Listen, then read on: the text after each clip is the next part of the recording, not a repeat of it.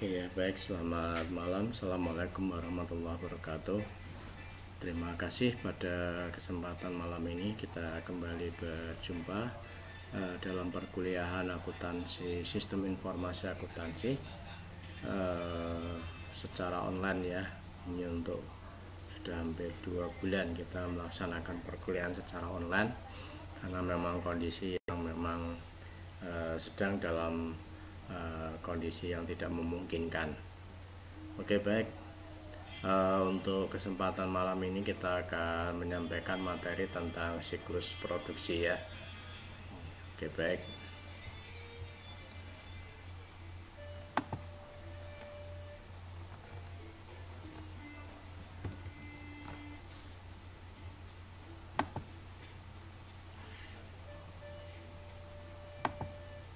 Ya, jadi baik, seperti yang kita ketahui bahwasanya di dalam aktivitas perusahaan ya, dalam menjalankan bisnis, kita tahu bahwasanya kalau di dalam perusahaan industri tentunya di sini kita mengenal adanya proses produksi. Nah, di mana di sini tentunya dalam proses produksi ini mengolah bahan baku untuk menghasilkan produk jadi.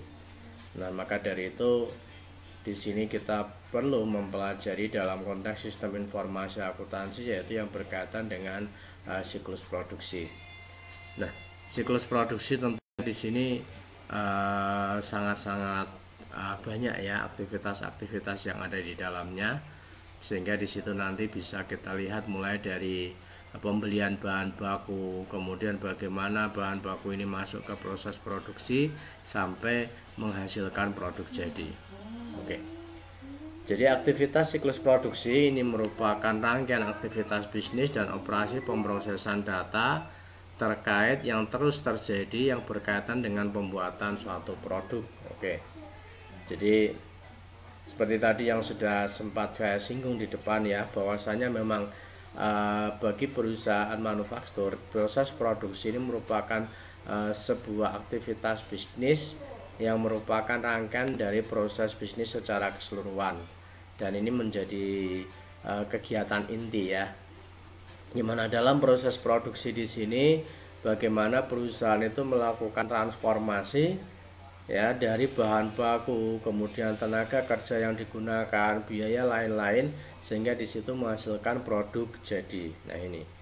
Nah, terkait dengan proses-proses yang demikian yang terjadi tadi ya, maka di sini memang dalam setiap aktivitas tentunya di sini disertai dengan data-data atau dokumen-dokumen yang tentunya di sini perlu dilakukan proses pengelolaan dalam rangka tentunya di sini agar supaya data-data dan informasi ini memang lebih berkualitas ya, menghasilkan produk yang di samping produk tentunya di sini disertai dengan data-data yang mana data tersebut itu nanti diolah sedemikian rupa menghasilkan informasi, dan tentunya informasi ini nanti membantu bagi manajemen dalam kaitannya dengan proses pengambilan keputusan, yang mana keputusan ini tentunya lebih fokus pada keputusan-keputusan yang berhubungan dengan aktivitas proses produksi.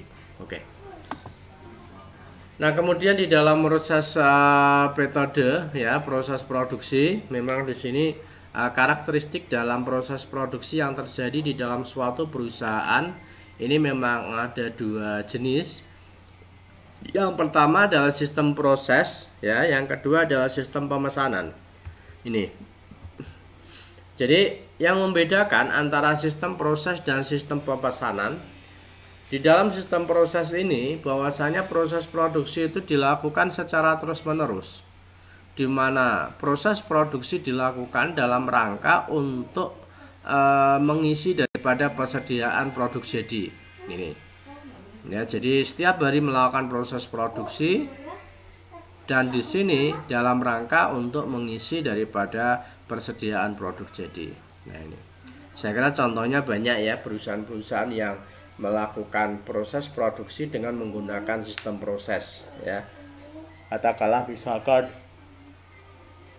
perusahaan konveksi atau mungkin UKM yang bergerak di berbagai bidang ya, misalkan UKM kerupuk rambak, misalkan sentral kerajinan kerupuk rambak, atau mungkin untuk proses produksi yang lain. Yang jelas memang di sini untuk sistem produksi ini cirinya ini memang proses produksi terjadi secara terus-menerus. Kemudian proses produksi dilakukan dalam rangka untuk mengisi persediaan daripada barang produk jadi. Kemudian di sini juga di dalam penentuan daripada harga pokok suatu produk ini biasanya dilakukan secara periodik. Nah, ini itu yang pertama. Kemudian kalau yang kedua yaitu sistem pesanan, ini memiliki karakteristik bahwasanya memang di dalam proses produksi sistem pesanan ini, proses produksi itu dilakukan hanya ketika terjadi pesanan. Jadi kalau ada pesanan baru dilakukan proses produksi. Tapi kalau misalkan tidak ada pesanan, maka di situ tidak akan terjadi proses produksi. Jadi proses produksi ini bergantung pada pesanan yang diterima oleh perusahaan. Nah, makanya di sini karena proses produksi ini disyaratkan pesanan kan, sehingga di sini dalam proses produksi itu dilakukan dalam rangka untuk memenuhi daripada pesanan. Beda ya. Jadi kalau tadi yang pertama sistem proses itu digunakan untuk memenuhi ya yang berkaitan dengan persediaan produk jadi. Tapi kalau untuk sistem pesanan ini berkaitan dengan memenuhi daripada pesanan para konsumen. Nah, ini. Oke, baik. Jadi ini yang membedakan dari proses produksi yang ada. Oke, selanjutnya kita masuk ke aktivitas-aktivitas di dalam siklus produksi.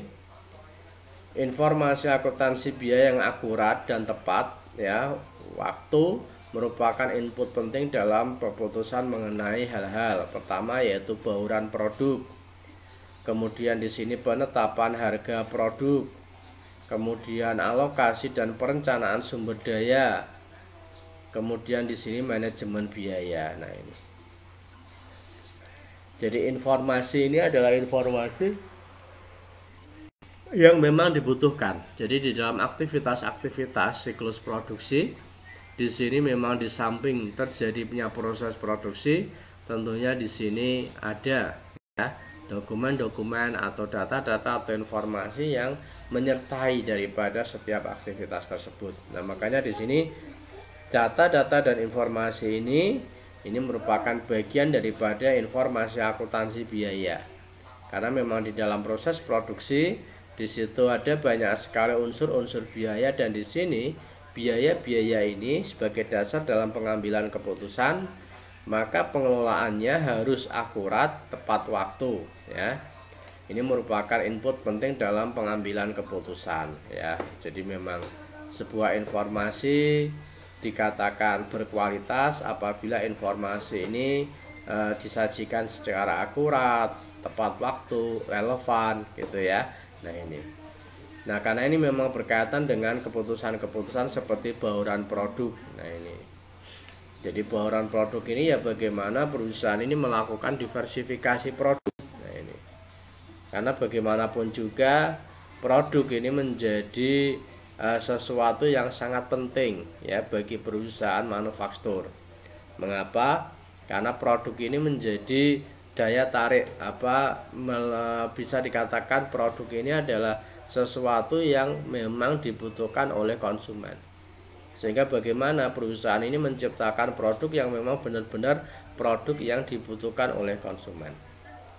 Kemudian hal yang tidak kalah pentingnya yang berkaitan dengan keputusan yang didasarkan atas sistem informasi yang berkaitan dengan akuntansi biaya, ini adalah penetapan harga produk. Jadi penetapan harga produk ini merupakan informasi yang sangat vital, di mana harga produk ini menjadi dasar di dalam penentuan harga jual suatu. Berapa harga jual yang dilakukan ditetapkan oleh perusahaan ini tentunya semua bergantung pada informasi harga produk. Jadi kalau misalkan harga pokok produk ini sudah diketahui, maka kemudian di situ nanti bisa ditambahkan dengan unsur-unsur biaya-biaya yang lain seperti biaya administrasi dan umum, kemudian bisa juga biaya pemasaran, kemudian ditambah dengan laba atau keuntungan yang dikehendaki, sehingga di situ dasar di dalam penetapan harga jual itu adalah harga produk.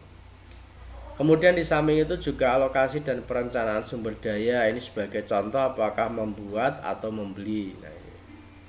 Jadi kita sering melihat ya dalam praktek-praktek yang ada. Di sini ada perusahaan manufaktur yang memang benar-benar memproduksi ya, dari tahapan demi tahapan yang dilakukan sampai menghasilkan produk jadi. Nah, ini. Tetapi ada juga perusahaan yang memang di situ berkaitan dengan produk-produk yang dijual itu dibeli, ya dibeli kemudian dikemas atau di packing atau mungkin diberikan merek yang lain, promosi dan sebagainya, sehingga di situ nanti sama ya alokasi daripada sumber daya yang ada. Nah ini. Nah sebetulnya di sini apakah perusahaan membuat atau membeli, masing-masing ini memiliki sistem informasi yang berbeda ya. Nah, tentunya nanti bisa disesuaikan. Namun demikian di sini tentunya ya alokasi dan perencanaan sumber daya ini masing-masing perusahaan memiliki kemampuan yang berbeda ya. Ini. Kemudian yang berikutnya adalah manajemen biaya, bagaimana pengelolaan daripada biaya, di mana di sini berkaitan dengan manajemen ini tentunya sesuai dengan fungsi-fungsi yang ada di dalam manajemen itu sendiri. Jadi mulai yang pertama adalah berkaitan dengan perencanaan, kemudian dari perencanaan ada organizing, ada actuating sampai pada fungsi controlling atau pengawasan.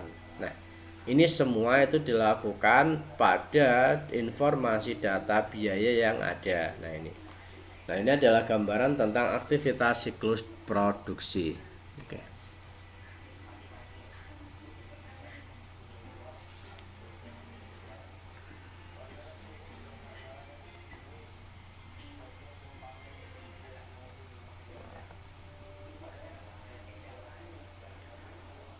Oke, kemudian selanjutnya ya dokumen dan catatan ini.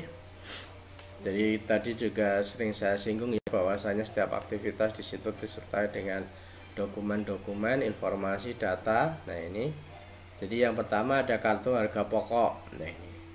Ini merupakan sebuah informasi yang sangat penting sekali, di mana setiap proses produksi yang terjadi di sini untuk informasi daripada harga pokok ini tertuang di dalam kartu harga pokok. Di dalam kartu harga pokok di sini di dalamnya itu memuat tentang informasi-informasi daripada biaya-biaya produksi yang ada dalam proses produksi, mulai dari biaya bahan baku, biaya tenaga kerja, dan biaya overhead pabrik. Kemudian yang berikutnya dokumen-dokumen yang menyertai adalah kartu kerja karyawan. Kartu kerja karyawan ini menjadi salah satu ya unsur yang memang sangat penting dalam keadministrasian, yang mana dari kartu kerja karyawan ini tentunya sebagai dasar di dalam penetapan biaya tenaga kerja. Kemudian di samping itu juga tentunya dalam konteks kartu persediaan ini juga bisa digunakan untuk mengetahui daripada kinerja atau hal-hal lain yang memang dimiliki oleh karyawan. Kemudian di samping itu dalam dokumen dan catatan ada estimasi kebutuhan bahan baku. Jadi dalam proses produksi bahan baku ini menjadi unsur yang sangat vital. Nah, kira-kira dalam produksi kebutuhan daripada bahan baku itu diperkirakan berapa? Tentunya di sini estimasi adalah asumsinya adalah perencanaan ya. Jadi merencanakan berapa kebutuhan bahan baku. Nah, terkait dengan estimasi kebutuhan bahan baku, tentunya di sini informasi-informasi yang diterima, yang diolah atau yang diproses ini memang harus ada kesesuaian. Jadi misalkan saja contoh dalam satu periode ini misalkan memproduksi apa. Nah, ini tentunya ada estimasi daripada kebutuhan bahan baku. Jadi jangan sampai di sini karena tidak adanya estimasi atau ada estimasi tetapi kualitas estimasi atau perencanaan ternyata tidak baik, maka di situ tentunya akan menimbulkan kerugian tersendiri bagi perusahaan. Ketika kebutuhan bahan baku ini terlalu banyak ya dibandingkan dengan kebutuhan yang dipakai dalam proses produksi, ini tentunya akan berdampak pada kerugian bagi perusahaan. Kerugiannya bisa jadi terkait dengan pencurian atau mungkin terkait dengan penurunan kualitas produk dan sebagainya. Nah, maka dari itu perusahaan dalam hal ini dari pengalaman yang dimiliki oleh manajemen terkait dengan perencanaan, maka di situ kebutuhan bahan baku juga harus direncanakan dengan baik, sehingga di sini tentunya ya akan ini ya bisa jadi tentunya nanti arahnya adalah dalam rangka untuk efisiensi kebutuhan bahan baku. Kemudian yang dokumen yang lain adalah dokumen pemakaian bahan baku. Nah, ini jadi dari bahan baku yang tadi diperkirakan untuk kebutuhan ini sudah dibeli, tentunya di sini akan dipindah ke gudang penyimpanan bahan baku. Nah, kemudian dari gudang penyimpanan bahan baku, maka di sini dilakukan pengambilan sebagian bahan baku untuk dipakai sesuai dengan proses produksi yang dilakukan. Nah, ini. Nah, jadi dokumen ini tentunya sangat-sangat penting sekali ya dalam rangka untuk mencatat setiap aktivitasnya. Kemudian ada juga bangko kasbon, ini adalah untuk pembelian bahan baku biasanya. Ini kemudian bukti serah terima. Oke. Jadi itu antara lain catatan dan dokumen yang memang timbul karena adanya proses produksi. Oke.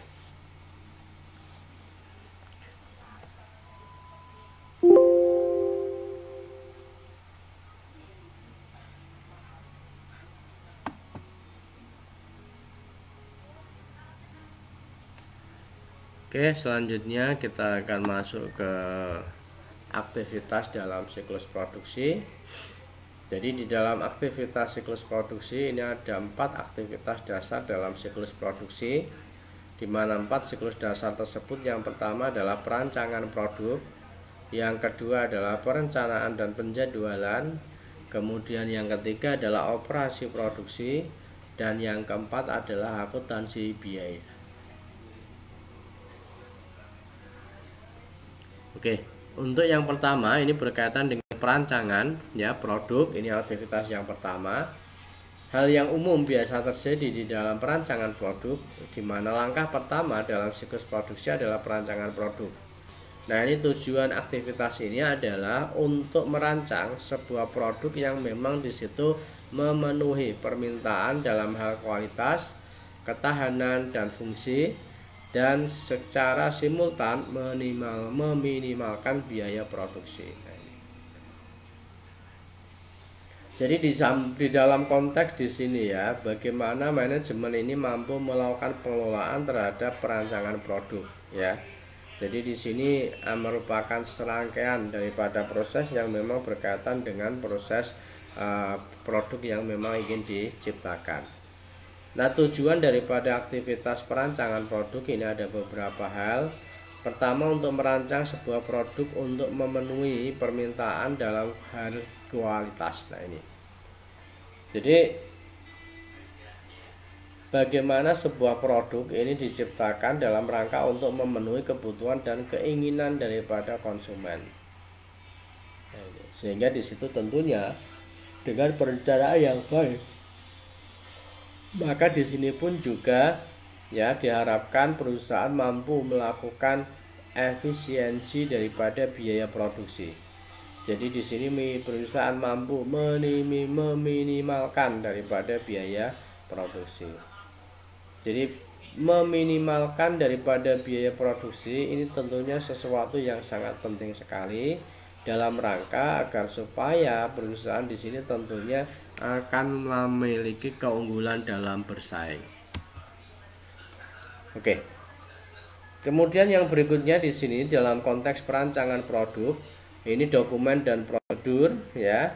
Aktivitas perancangan produk ini menciptakan 2 dokumen. Yang pertama adalah daftar bahan baku dan yang kedua adalah daftar operasi. Nah, ini yang berkaitan dengan perancangan produk, menciptakan 2 dokumen.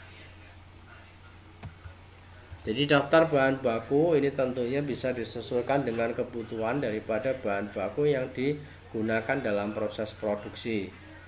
Nah, tentunya di sini jenis daripada bahan baku itu disesuaikan dengan produk jadi yang nanti dihasilkan.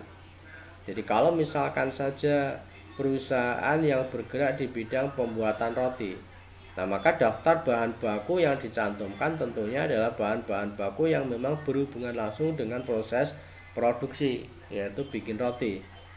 Ini mungkin di situ ada daftar bahan rotinya sangat banyak, ada roti, kemudian apa dan sebagainya ya, ini contoh. Kemudian dasar operasi ini identik dengan SOP itu ya, standar operasional prosedur.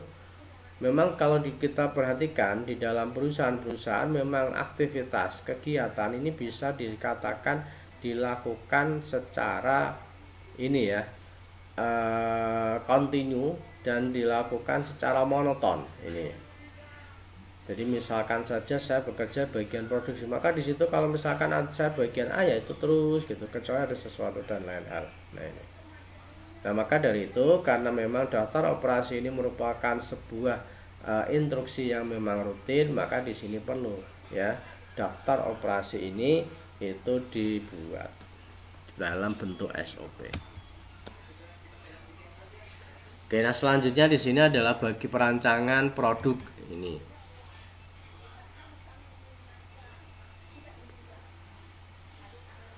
Jadi bagaimana para akuntan dapat melibat dalam perancangan produk? Nah ini melihat ya.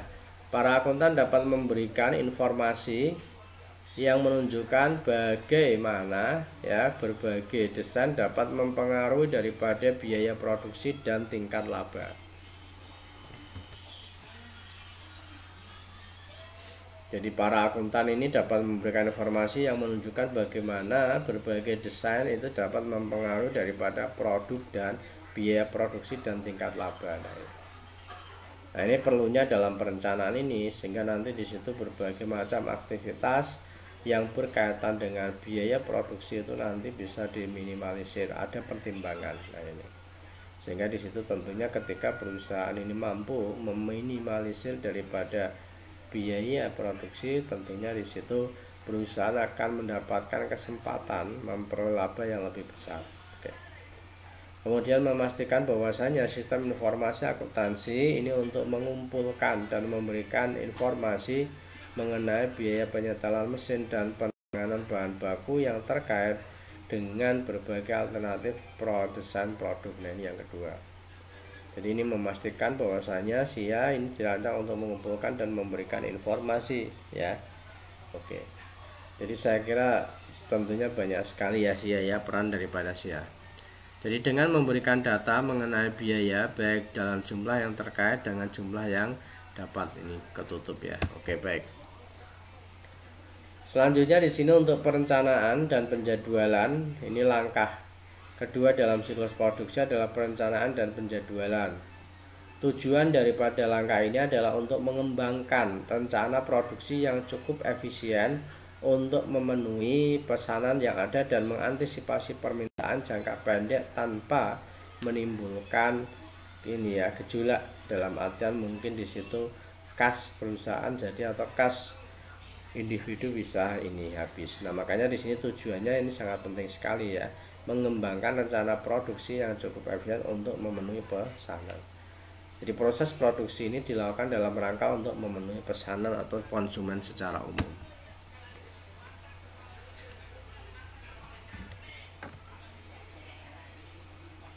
Nah selanjutnya di sini adalah apakah dua metode yang biasa direncanakan dalam proses produksi. Jadi pertama adalah perencanaan sumber daya ya produksi. Kemudian yang kedua adalah sistem produksi just in time ya atau JIT. Nah ini. Oke.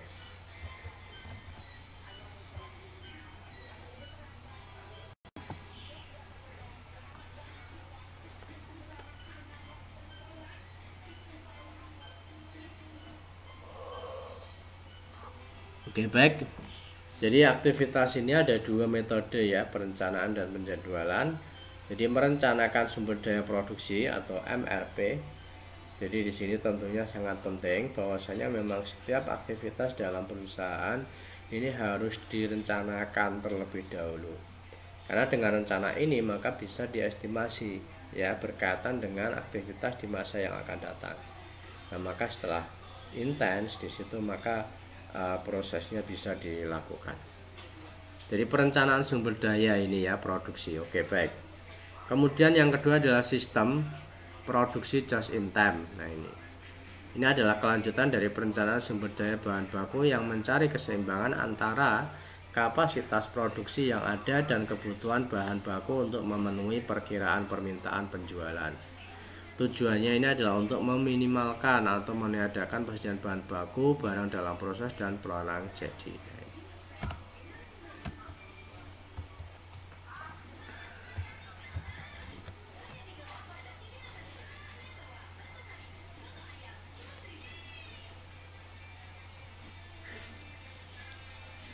Oke, baik. Ini jadi terkait dengan perencanaan dan penjadwalan aktivitas. Oke, baik. Jadi di sini dokumen, formulir, dan prosedur. Jadi jadwal induk produksi MPS ya menspesifikasikan seberapa banyak produk akan diproduksi selama periode perencanaan dan kapan produksi tersebut harus dilakukan. Kemudian permintaan bahan baku mensahkan pengeluaran jumlah bahan baku yang dibutuhkan dari gudang, persediaan bahan baku pabrik, tempat bahan baku tersebut dibutuhkan. Kemudian perpindahan dan selanjutnya dari bahan baku di sepanjang pabrik akan didokumentasikan dalam kartu persediaan. Nah, ini. Oke, baik. Jadi ini adalah untuk poin yang kedua aktivitasnya. Ini masih poin yang kedua, bagaimana para akuntan dapat melihat dalam perencanaan dan penjadwalan. Jadi akuntan harus memastikan bahwasanya sistem informasi akuntansi ini mengumpulkan dan melaporkan data biaya secara konsisten dengan teknik perencanaan produksi perusahaan.